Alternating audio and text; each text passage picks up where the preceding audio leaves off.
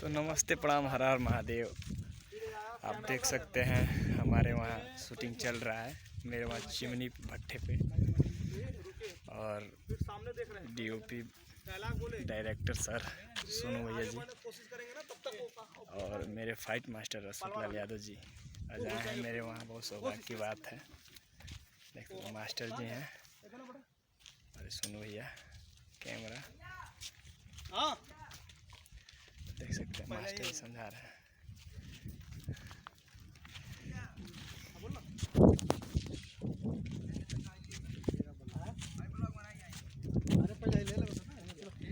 तो गाइस देख सकते हैं आप लोग,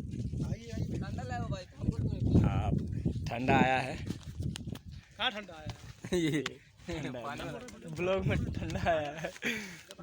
देख सकते हैं आप लोग। झूठ।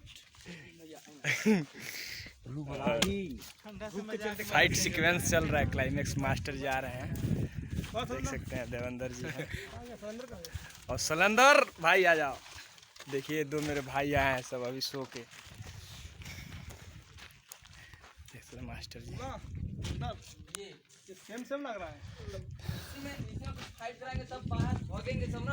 देखिए अभी हम लोग फोन आ रहा है।